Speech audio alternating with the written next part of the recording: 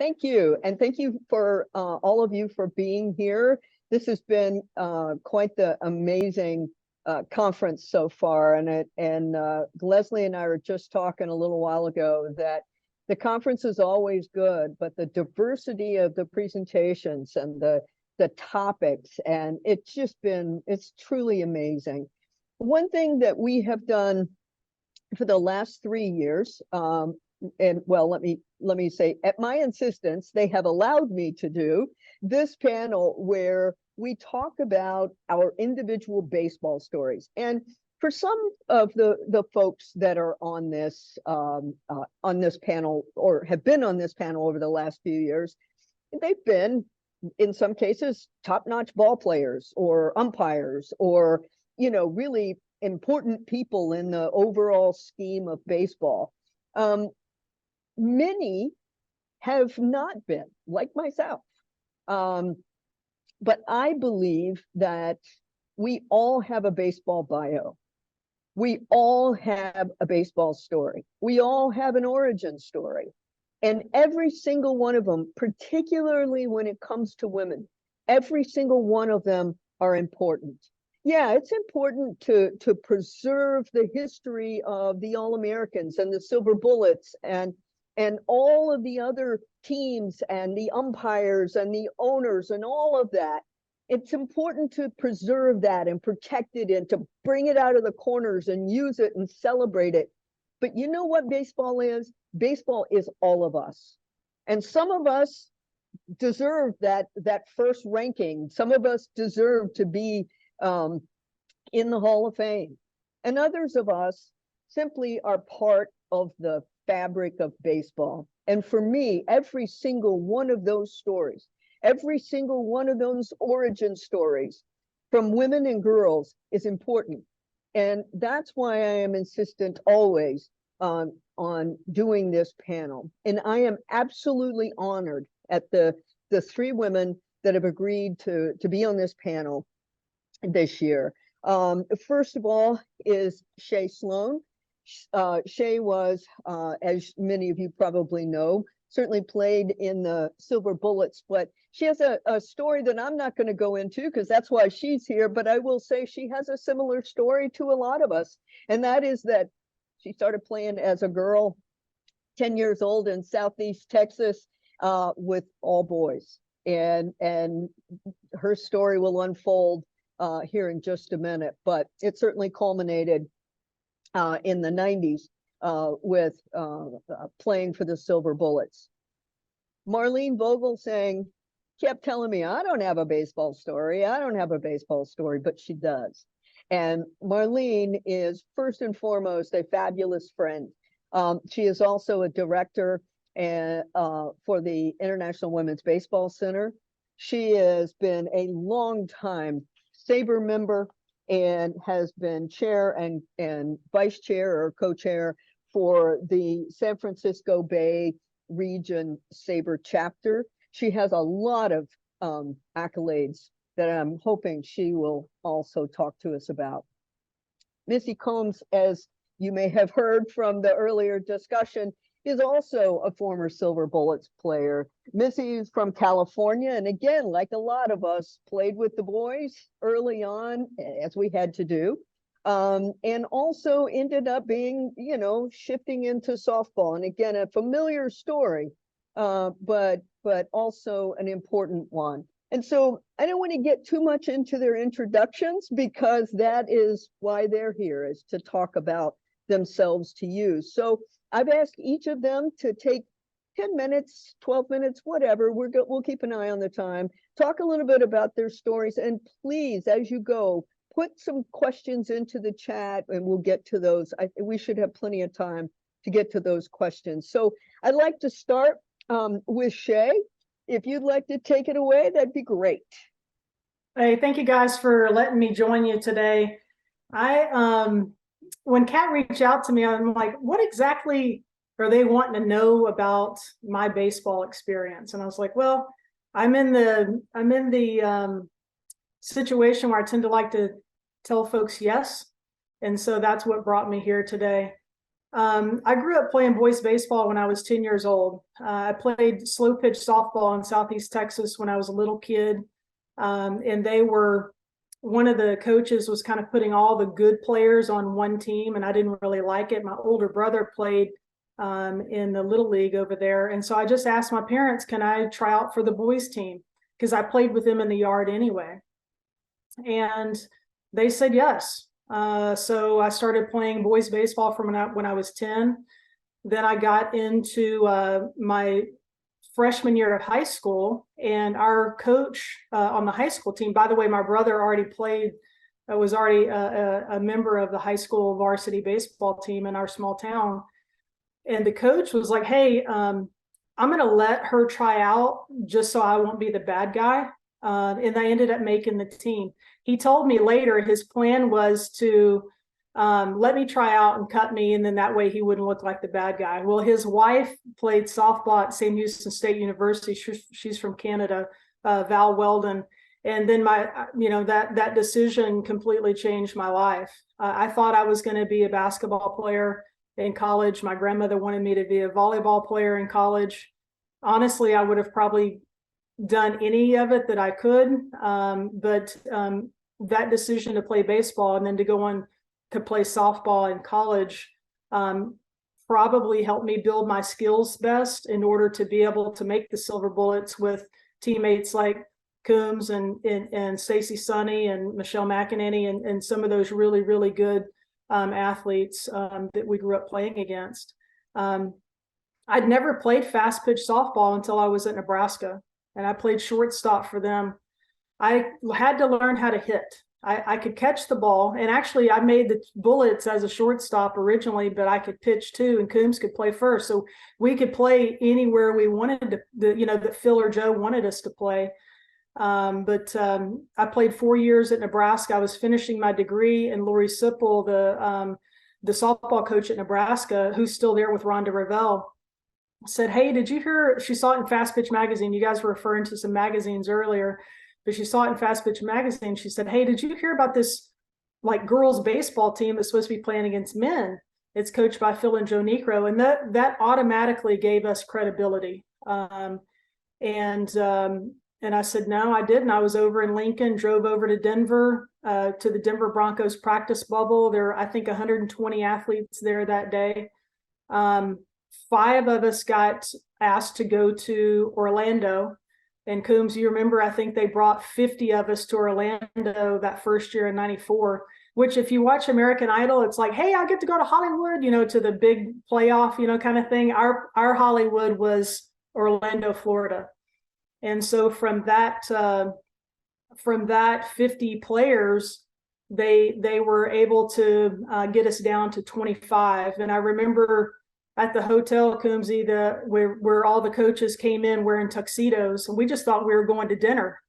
And they all said, everybody in this room has made the very first Colorado Silver Bullet women's professional baseball team. So we were all tripping out, celebrating. I mean, I don't even remember what we did. It's been so long ago, but it's the time of my life. I do some fun stuff, for work, now, but playing for the Silver Bullets was the time of my life.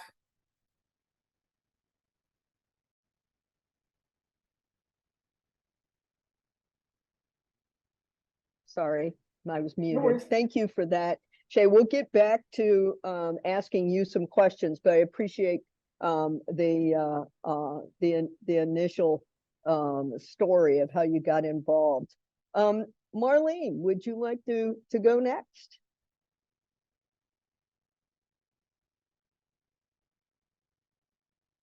You're muted, Marlene. Well, that won't work, will it? So thanks for joining us today, Shae and Melissa. I'm really interested in hearing more about your stories. I remember when that book was going to get written. So looking forward to hearing this. So I'm a baseball fan, and I owe most of it to my friends, and we'll talk a little bit about that today. I didn't play when I was a kid. I grew up here in the Bay Area, but an invitation from a friend to an A's game in 1971 was the beginning of an enduring love of the game. And so I've been in love with baseball for as long as you've been born, Shae. I find that really interesting that these days, I've been a fan longer than many of my fan friends now have been around. So the A's in the early 1970s were really easy to love. There were great players, great stories, both on and off the field. And the A's were a blue collar team, and they really reflected the social changes that were going on in the Bay Area. And it rocked on and off the field. And then there were back to back to back World Series. It doesn't get much better than that. So I've been a fan ever since. Now these days, you'll find me at baseball games with a radio in my ear and a scorebook in my lap. How many of you keep score? Oh, I can't see people. So I enjoy keeping score. And that is, again, thanks to a friend who gave me that wonderful little book, The Joy of Keeping Score. I read that book. I started trying it out. And keeping score became an integral part of the way I enjoy the game. I even score at home sometimes, like opening day if I'm not there. So again, thanks to friends. Over the years, the A's have taken me to the heights and to the depths. 4 World Series, a 20-game win streak, Dallas Braden's perfect game. Remember the other night, Laureen did a little teaser? Well, the teaser is my ticket and my scorecard from Dallas Braden's perfect game are in the Hall of Fame. And that's a thanks to SABR, because I sent a note to my SABR chapter after the game talking about that.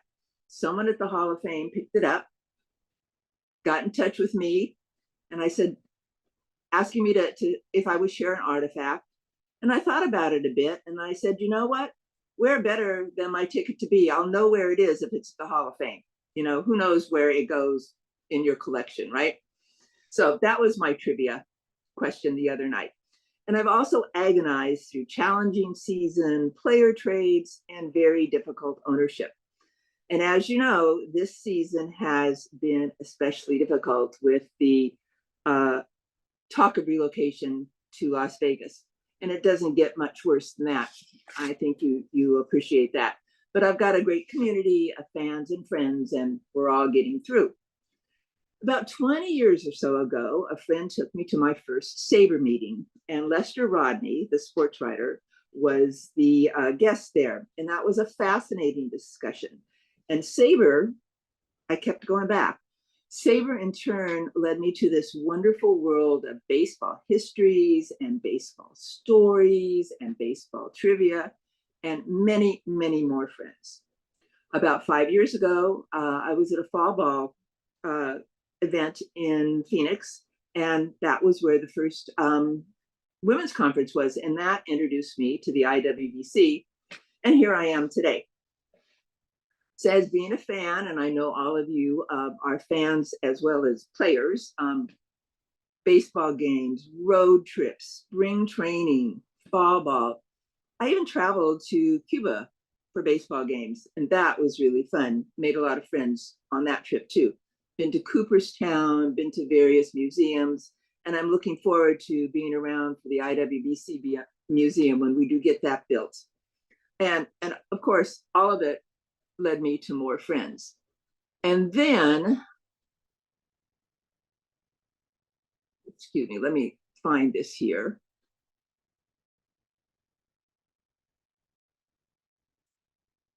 And then COVID happened.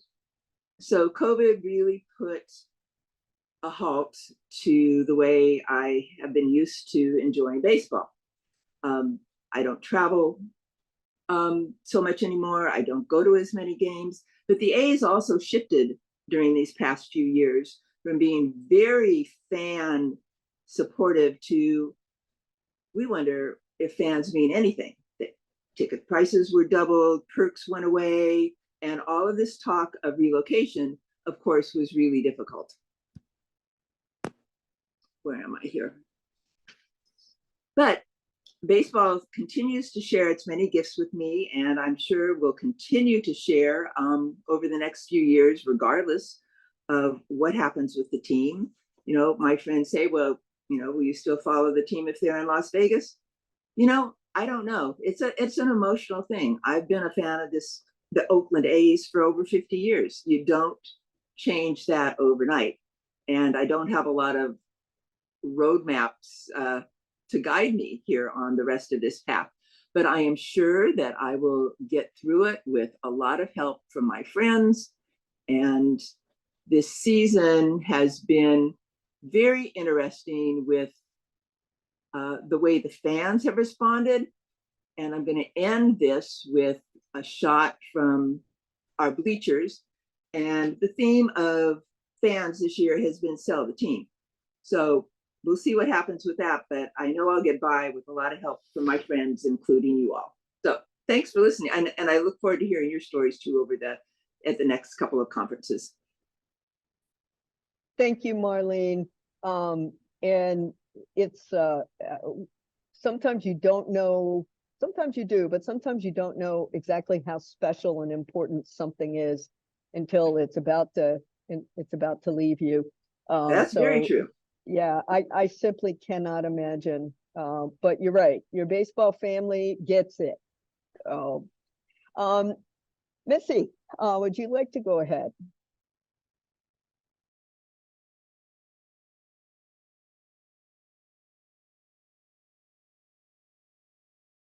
Missy, you're muted. I do recall the 70s and the Oakland A's, and they definitely were a really fun team to watch. I grew up in Los Angeles, California, and I'm wearing my Vin Scully in tribute of him shirt. Grew up with Vin, and since baseball basically tells the history of our country, you know, it's a historical game that, you know, really has so much rich history within it. And women in baseball, you know, we've been part of it from the very beginning and onset. So I grew up as a young girl in a suburb of Los Angeles, Arcadia, California. And I started the traditional catch with dad from a very, very young age. It's funny, I guess my dad wasn't paying attention, but my very first glove was a right-handed glove. And we played catch when I was about 2 years old. You know, I'll just say, leave it to my dad. He never noticed that I was catching the ball with one hand, taking the glove off and throwing with that hand. And so I remember with his parents and my grandma, I said, Grandma, I want a right-handed glove. Because as a little girl, the way I looked at it is I needed a glove to put on my right hand. And that was who bought me my first glove. My first glove was a right-handed glove. And then being left-handed, obviously, I finally got a left-handed glove, but I called it a right-handed glove because I wanted it for my right hand, which really came in handy when I was growing up, because if I didn't bring my glove with me to the ballpark and we were playing over the line and stuff like that, I knew how to catch with my left hand because I had learned to be ambidextrous a little bit. So baseball for me was something that I just grew up with my dad, and we watched it in our living room. Back then, you only had one family TV, and my sister always talks, well, we always had to have sports on and baseball on and that kind of stuff, but I loved it. So I grew up in the 70s. My grandparents had season tickets to the Dodgers, and I would be fortunate enough to go in person to Dodger games like 2-3 times a week. And in those days, you know, I could tell you the whole starting lineup of the 1970s Dodgers, you know, with Garvey at first, Lopes at second, Russell at short, Shae at third, Dusty Baker, Rick Monday, you know, Reggie Smith, and I could go on and on and on. But like, you know, I grew to love that team because guys played on the team for a long, long time. And I grew up a Dodger fan. I remember coming home in second grade, they'd given us a flyer about Little League tryouts. And I brought home my flyer and I brought it and I gave it to my mom and dad. And I said, I want to sign up. I want to play baseball. Of course, my dad, he was a little chauvinistic and a little whatever he's to the day was. And he's like, but we play baseball in the front yard. And I said, no, but I want to play on a team. And he's like, but isn't playing catch with me in the front, you know, he just really discouraged it. And my mom looked at him and said, John, leave her alone. She's going to go try out. So I went to my very first tryout. I showed up at the Little League field, which was also my elementary school. And I went to my first tryout. And back then they didn't distinguish between age. So I was in second grade and I'm at a tryout with 12-year-olds that were in sixth grade. So I had obviously a really strong arm. I go to the tryout and I'm in the outfield, never seen a fly ball hit to me ever in my life. So all of a sudden this fly ball comes, hits me square on the head right here. I pick it up and throw a dart right to second base and didn't flinch or anything. And obviously that was the beginning of my baseball career in the city of Arcadia. There was about 30 boys that tried out that were second graders, and they picked maybe 5 or 6 of us to play Little League, and the rest had to go play T-ball. So I was one of the few that they picked. My manager called me and said, hey, I picked you. I really was impressed with you at the tryout, and I picked you to be on my team. It's interesting because people sometimes will say, oh, well, what was it like? You know, were you afraid, or how did you feel on a baseball field? And I can honestly say that the safest place in my life was on a baseball field.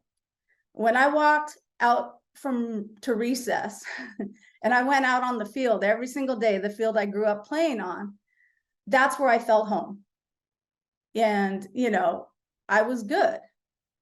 It's funny because the guys I played baseball with growing up, they still, to this day, if any of them did not strike out against me, they make sure they have to announce it on the form that I'm on, because, you know, they remember every at bat they ever had against me. I just said, you know, you can just say we played baseball together. You don't have to say I struck you out every time or anything like that. I'm like, I'm okay with that. But no, they have to go. It's like this badge they wear. Actually, it's funny because I had a little bit of rivalry with one of the kids. And when I was a Silver Bullet, I was at the winter meetings representing the Colorado Silver Bullets. And the guy came up to me. He was a representative for like a sporting goods company or something like that.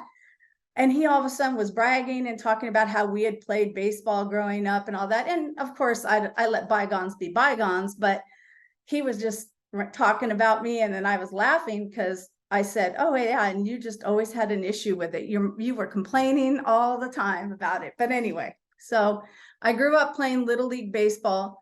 I was the first girl in my city that was picked to play Major League Baseball. And back then, if you got picked to play majors, you were on the same team for 3 years. So I made All-Stars. And then another girl in the city of Arcadia, her dad had gone to court so she could play Pony League Baseball. So I said, well, okay, I remember that day. And I said, I'm going to play Pony League Baseball too. So I went and tried out for that team. And my All-Star coach from Little League said, you got to pick this girl. She's good. And the rest is history. I played Pony League Baseball. I was the first girl to play Pony League Baseball because the other young girl had played Pinto, but I was picked to play Pony. And I played when I was, like Shae referenced, I played first base when I wasn't pitching. And then I pitched because in youth baseball, you couldn't pitch like whole games where you're the only pitcher. So you'd have to switch off. And so my last game pitching with my All-Star team, back then you could only throw 3 innings. I struck out 8. Obviously, I got the 9th batter out somehow. And the opposing team kept talking about how I started the game in my first 3 innings, they couldn't hit off me.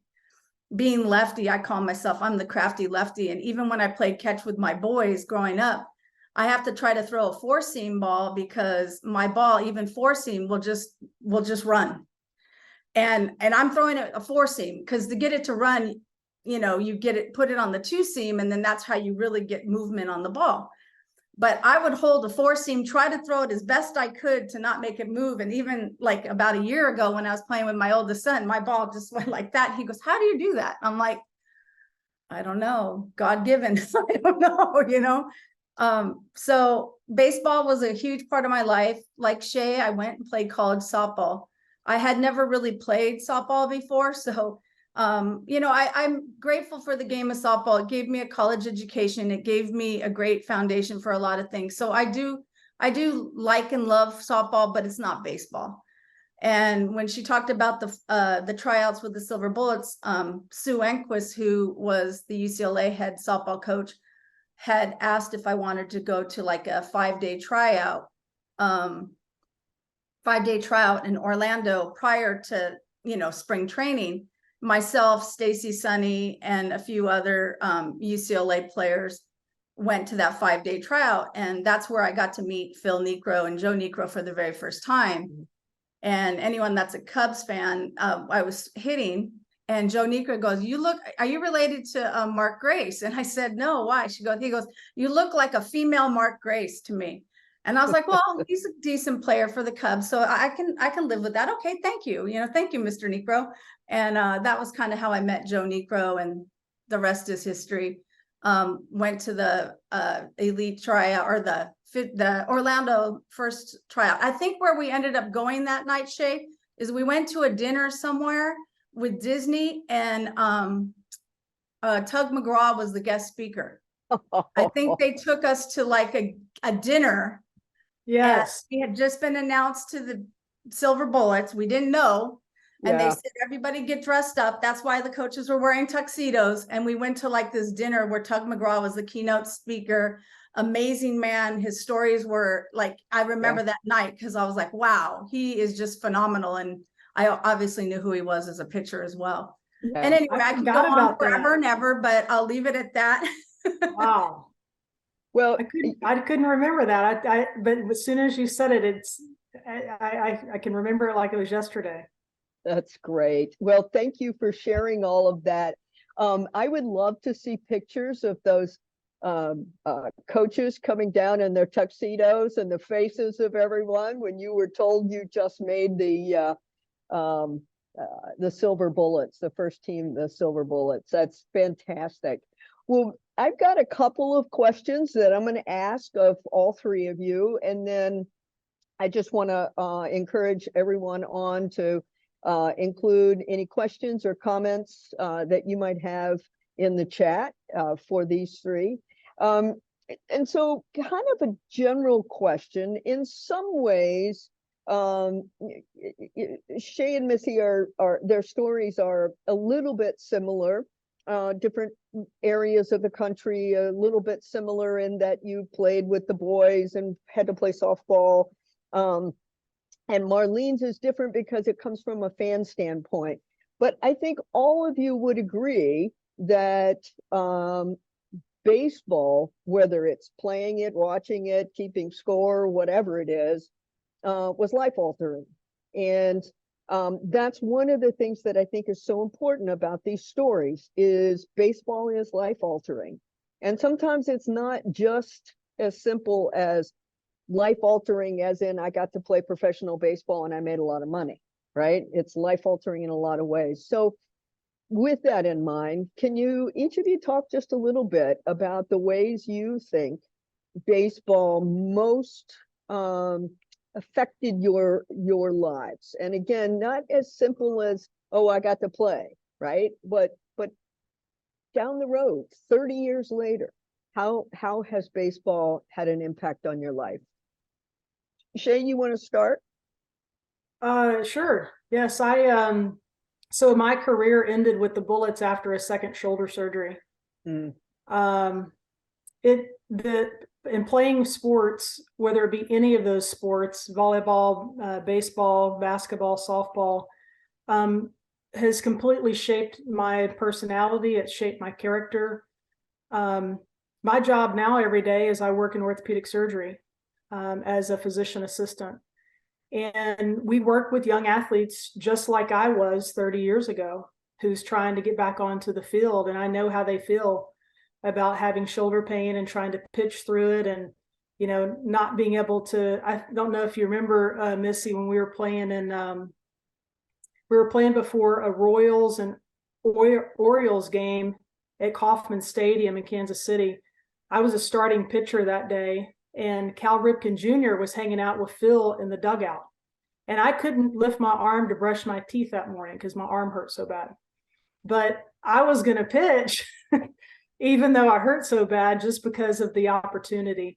And I think that baseball has continued to give me opportunities like being with y'all today.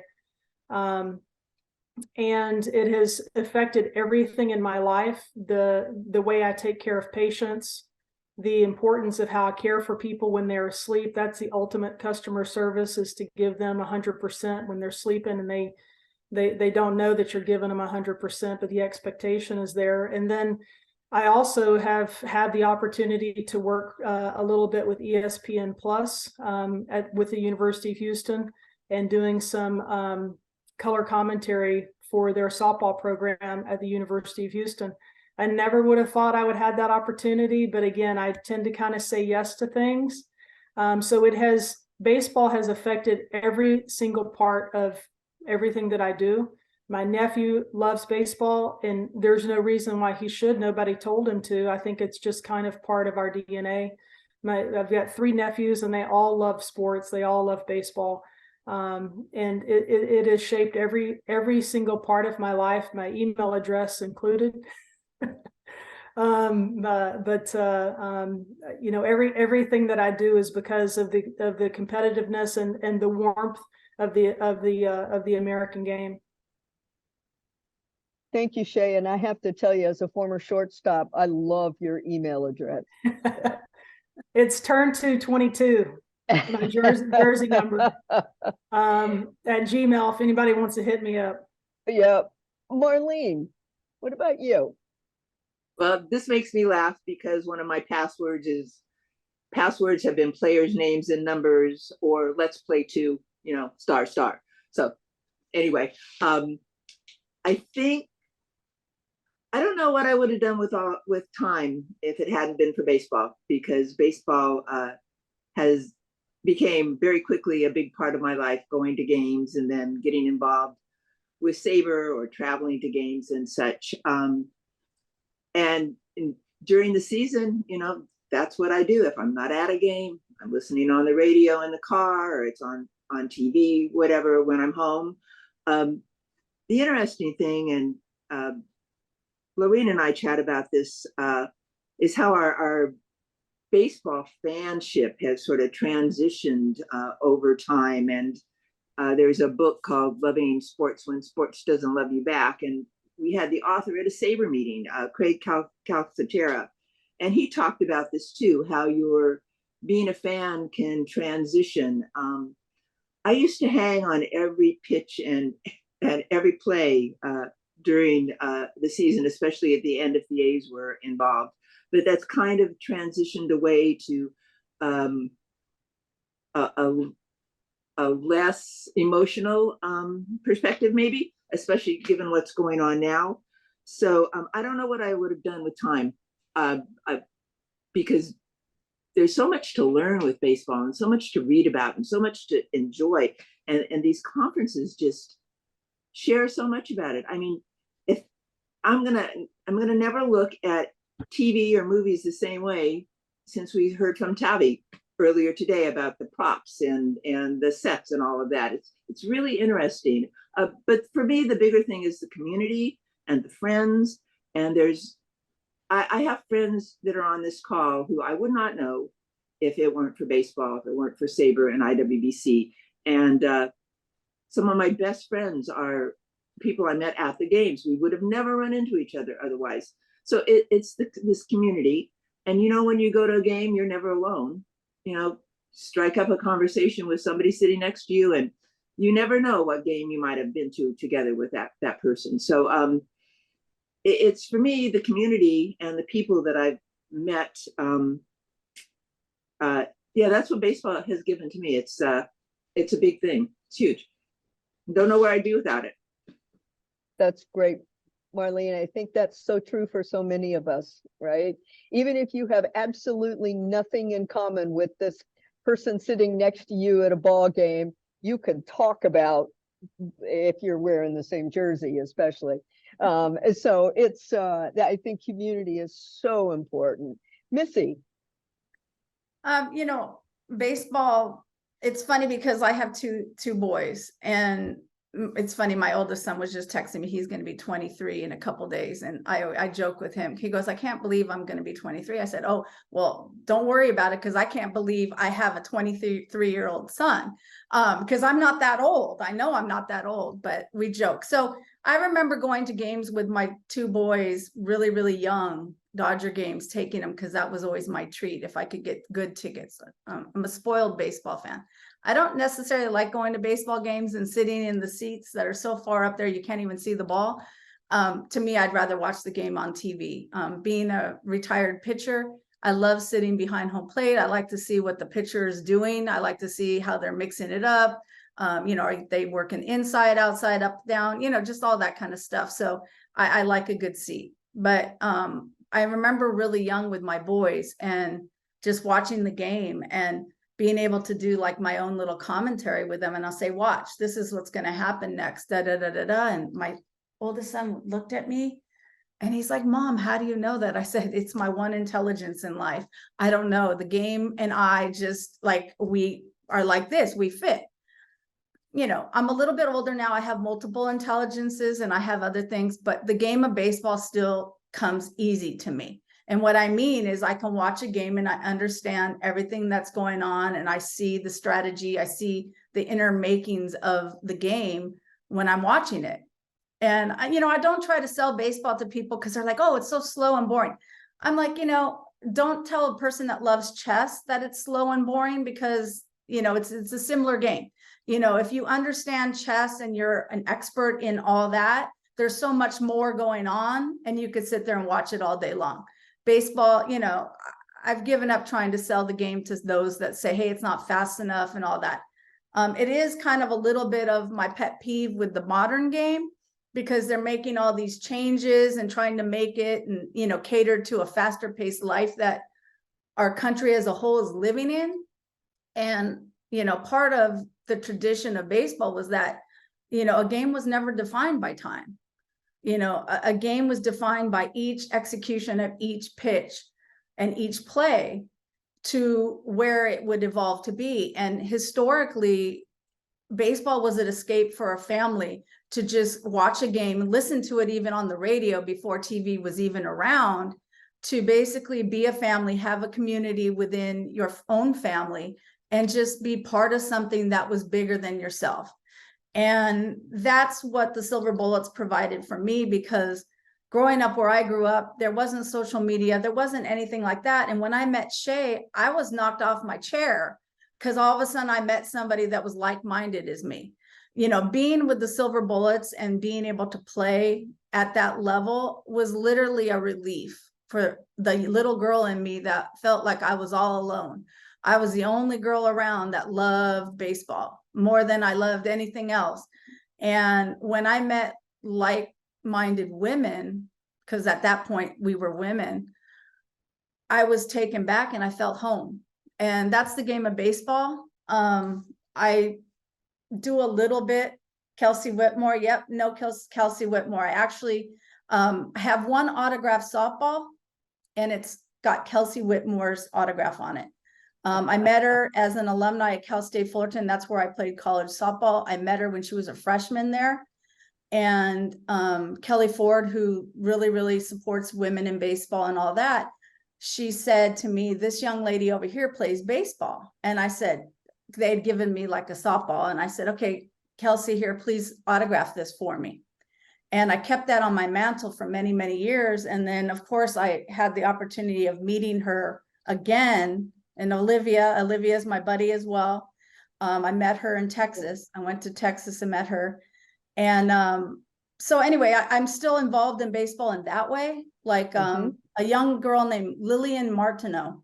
She's in Connecticut and she's on social media. If you have any familiarity with Twitter, she has a following of thousands and thousands of followings, and she always tweets out stuff.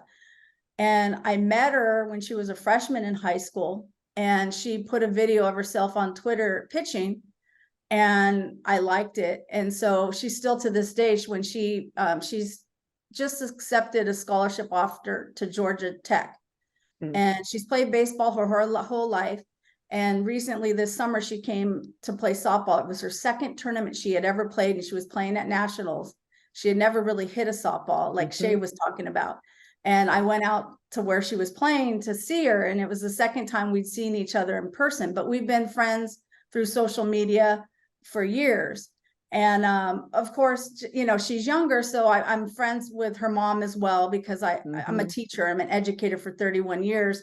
And, you know, I wanted her parents to know, because that's my biggest fear for young kids is, you know, you don't want them talking to strangers that they don't know and all that stuff. That's a whole different subject matter. And so, you know, with her parents' understanding and their support, her and I, like, she texted me, I said, hey, you play baseball. I'm here for you. If you have any questions, concerns, or just want to share something, I'm here. Because sadly. And that's really what it's about, isn't it, Missy? The connecting those generations. I mean, it's so amazing to watch. And you and Shae may not agree with this, but from an outsider standpoint, sort of watching unfold this history of women's baseball, women's participation in baseball, you guys in the 90s aren't always front and center in that history, right? And so it's that desperately needs to be rectified, by the way. And we're going to do our best to make sure it is. But it's also I'm wondering, what that feels like for you guys, right? I mean, it's you guys are an important piece of that history, and I just am curious what that feels like. See, not that the All-Americans don't deserve the attention and all that, of course, but what is that like?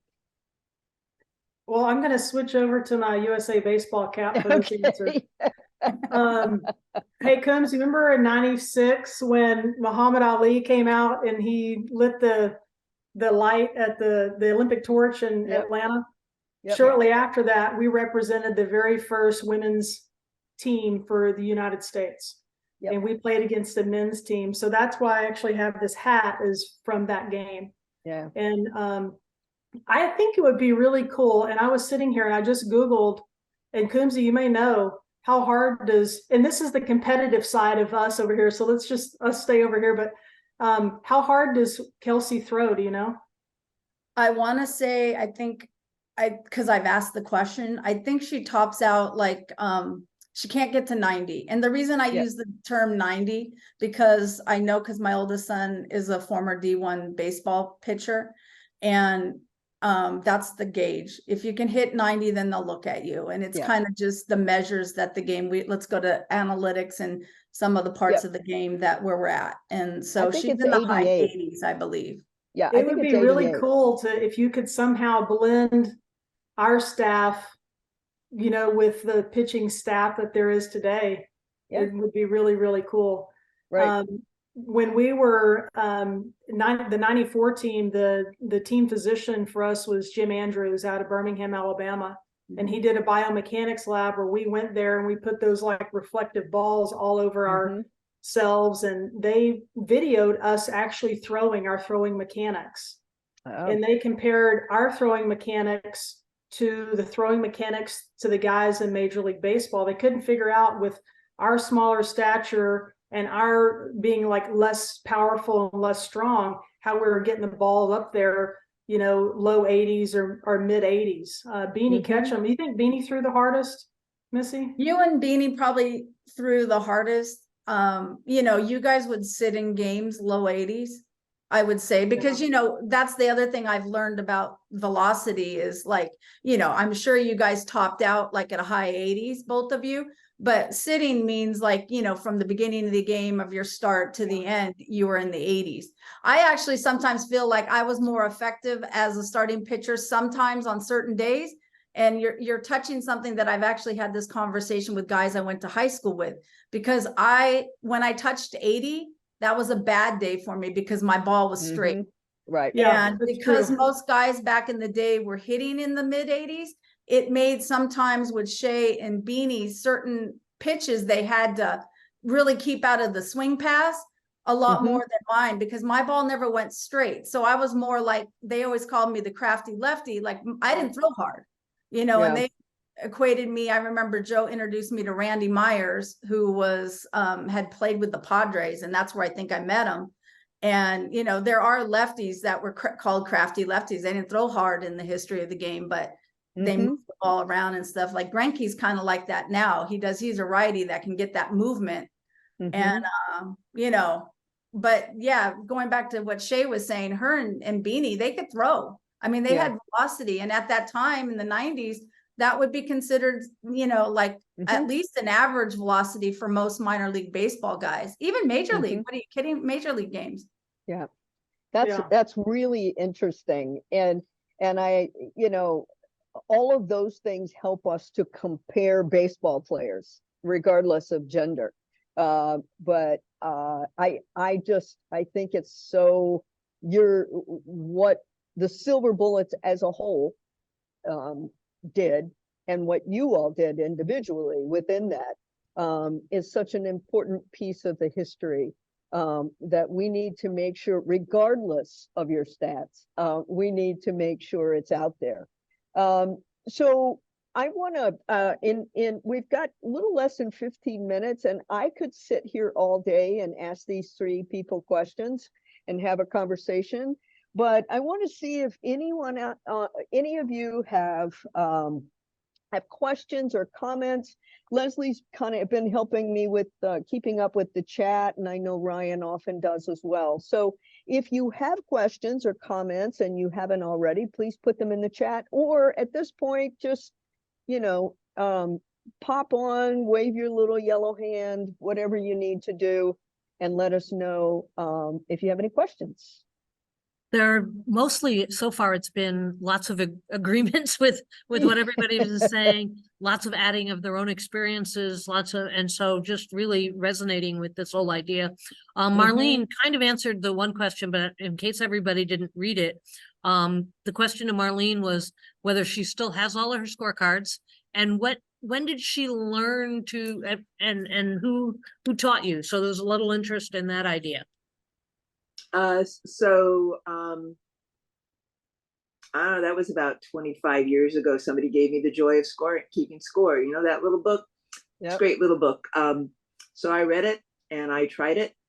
And, I didn't start from back in the 70s keeping score. That would have been fun. But I actually had to have my own scorebooks made because the brand that I used was no longer produced, and so I figured copyright was over. So I took one to the local print shop, and for years they made me the book, and then they would put A's logos on it now. So, but then my story was I was trying to downsize and toss some of them, and I got heartsick. It was like throwing me out. So I had to stop, and I've got banker's boxes of scorebooks that someday something will have to be done with them. But it was really interesting that I had that physical reaction to tossing them.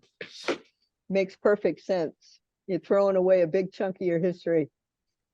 Which everybody's agreeing with. And so the big question was to Melissa and Shae was whether if they got the opportunity, would they consider coaching in pro ball? And I saw you both say yes. So that was encouraging. Question for all three of you was, a couple of you put it in the chat, but I'm going to do it twofold. Who's your favorite player today to watch? And who's your favorite player overall? Well, the Red Sox organization was very good to us when we played on the Silver Bullets. We spring trained at their facility in Fort Myers, and we played at Fenway 3 times. So from a team perspective, I'm always going to be a Red Sox fan because of that. I'm here in Houston, and there's a lot of controversy with the Houston Astros. I mentioned my nephew earlier, Seth Sloan. He's not a very big fella. He kind of reminds me of an Altuve type of character. He swings a big bat, he hits from both sides, and plays middle infield. So I kind of lean in toward, I enjoy watching Altuve play. Me too. I was speaking before we started, like I'm currently a Hunter Green fan. I know the young man personally, and he's just everything that he presents himself to be, he is. I was lucky enough, my son went to high school with him. And so I met him when he was 15 years old, and the scouts were following him. And I was able to experience that with him. But the thing that not only does he throw 100 plus, and he can sit 100 for a whole game, that's and effortlessly, I must say. He's an amazing young man. He's been doing charity work and service since he was 7 years old. And, you know, he's just everything that he presents himself to be and then some. And I just really, really think that he's going to have a great career and what he's doing for the game of baseball and how he gives back. He's always signing autographs. They showed him that, doing that the other day. I think he started today. But, and you know, just the way he's been able to weather, because social media, with the way people react and how they are, you know, you get a lot more of the negativity that's a lot closer to you. And, you know, he's still only 23 years old, and he's learning, you know, how to pitch against guys that can hit 100-mile-an-hour fastball if it's in not the right location. So just the fact that his mental state of mind as a player is just really, really impressive. As far as my favorite, like I'd have to just say I'm a lifelong Dodgers fan. I grew up loving the Dodgers. Shae talked about some of the controversy with the Astros. Like, you know, there's a little bit of controversy with the Dodgers, and I don't really want to get into the subject matter behind that because, you know, on a personal level, it's a little bit appalling to me. So I'm struggling with that. I'll be the first to say I'm a little bit struggling with the organization not coming up and defending women a little bit more, and I'll leave it at that. You know, I just, that's hard for me. So I'm conflicted with that a little bit. That's a tough that's one. not baseball related. That's people related. Right. Yep. Earlier, Maureen in the chat mentioned seeing us play at Jack Murphy Stadium in San Diego. It's not called Jack Murphy. I don't know what it's called now. It's not even existent. They blew it up. Oh, crap. Oh, man. You know Do you what know I was how many remembering? stadiums Candlestick is gone too. Oh, man. So I remember at Jack Murphy Stadium in the outfield, you know, when a ball's hit hard in the outfield grass, it kind of cuts back and forth as it's coming to you on the grass. I went out on my hands and knees and tried to separate out the grass blades, how thick they were at Jack Murphy. And I thought, why in the world would they ever let a football team play out here? The grass is too perfect. And I remember that being such an amazing, amazing field. And when we played in Oakland at the Coliseum, Marlene, I happened to be playing short that game. And the foul territory goes on forever. So I felt like I was out in the middle of a pasture in Texas playing shortstop. If there was a ball hit anywhere, I was just going to keep running until, you know, we got to wherever the edges of the stands were. And at Fenway was so quaint because you take 2 steps off of the foul territory and you're sitting in somebody's lap eating their hot dog. So it was, I really liked the quaintness of Fenway. I will never forget the memory of being at the Coliseum or at Candlestick Park. I think I threw the last pitch and Barry Bonds was in our dugout at that game. And he said that he wanted to try out for the Silver Bullet, so he's going to talk to Phil and see if he could get on the team. Oh, that's great. Yeah, he was a great supporter of our team. And a lot of the guys, sadly, in the steroid era, you know, and that whole time frame. I never forget Roger Clemens when we were in spring training because it was after the strike, and they were there. And so I'm standing there in the dugout, and this big, huge leg comes right to the right of me.